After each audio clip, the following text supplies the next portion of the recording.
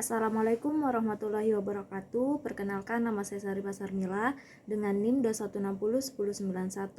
Di sini saya akan menjelaskan materi yang berjudul Koperasi Simpan Pinjam. Langsung saja masuk ke inti pembahasan. Yang pertama ada pengertian koperasi simpan pinjam.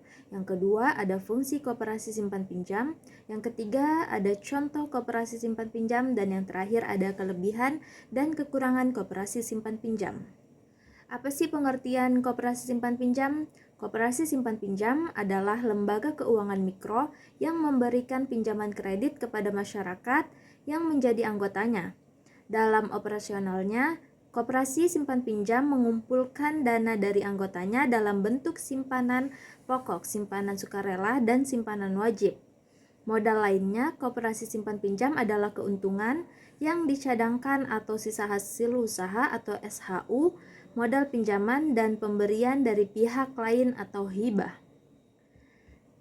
Selanjutnya masuk ke fungsi koperasi simpan pinjam. Yang pertama ada menghimpun dana. Apa sih yang dimaksud menghimpun dana? Menghimpun dana ini yaitu KSP mengumpulkan dana sebagai modal usahanya dari para anggota, di mana para anggota menyetorkan dana secara rutin dalam bentuk simpanan pokok dan simpanan wajib.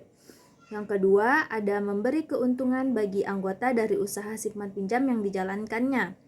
Maksudnya yaitu KSP membagikan keuntungan kepada anggota dalam bentuk sisa hasil usaha atau SHU yang diberikan sesuai dengan proporsi modal yang disetor dan kontribusi dalam bentuk lainnya. Yang ketiga ada mengelola dana. Koperasi simpan pinjam mengelola dana yang dikumpulkan dari para anggota.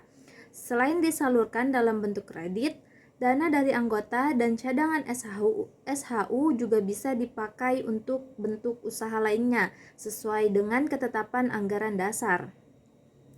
Yang terakhir yaitu fungsinya fasilitas kredit. Salah satu keuntungan menjadi anggota KSP adalah bisa mengajukan pinjaman.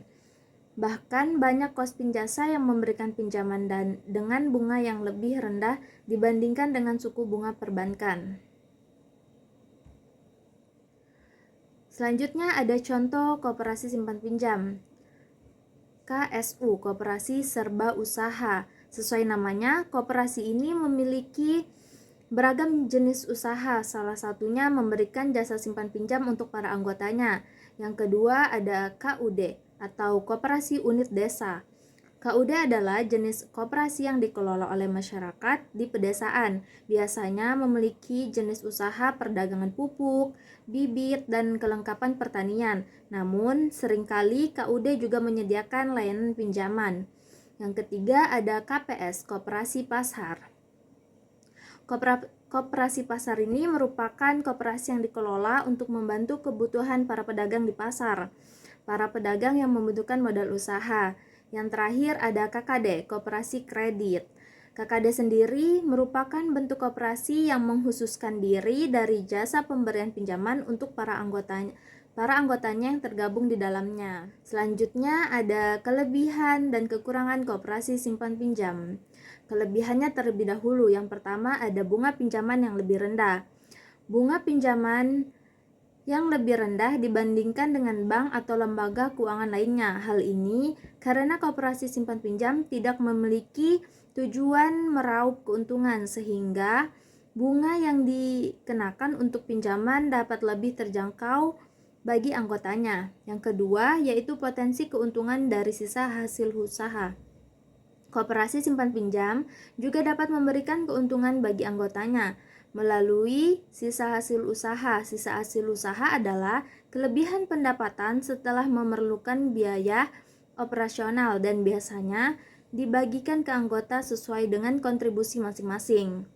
Yang terakhir, kelebihan dari koperasi simpan pinjam yaitu mengembangkan jaringan pertemanan dan bisnis. Koperasi simpan pinjam juga dapat membantu anggota untuk mengembangkan jaringan pertemanan dan bisnis. Sebagai anggota koperasi simpan pinjam, Anda akan bertemu dengan orang-orang yang memiliki minat yang sama dalam hal keuangan. Yang terakhir ada kekurangan koperasi simpan pinjam. Kekurangan koperasi simpan pinjam yang pertama, tidak semua koperasi simpan pinjam aman dan terpercaya. Sebelum bergabung dengan koperasi simpan pinjam, pastikan untuk melakukan pengecekan yang teliti terhadap koperasi tersebut. Pastikan bahwa koperasi telah terdaftar dan diawasi oleh otoritas keuangan yang berwenang. Yang kedua, keterbatasan produk dan layanan. Hal ini karena koperasi simpan pinjam umumnya tidak memiliki sumber daya yang besar seperti bank atau lembaga keuangan besar lainnya. Jadi, pastikan untuk memahami produk dan layanan yang ditawarkan oleh koperasi simpan pinjam sebelum bergabung. Yang terakhir, kekurangannya yaitu resiko kesulitan likuiditas. Koperasi simpan pinjam juga dapat mengalami kesulitan likuiditas jika terjadi keterlambatan pengembalian pinjaman oleh anggotanya. Hal ini dapat menjadi resiko bagi anggota koperasi simpan pinjam jika tidak diatasi dengan baik oleh pengurus atau manajemen koperasi.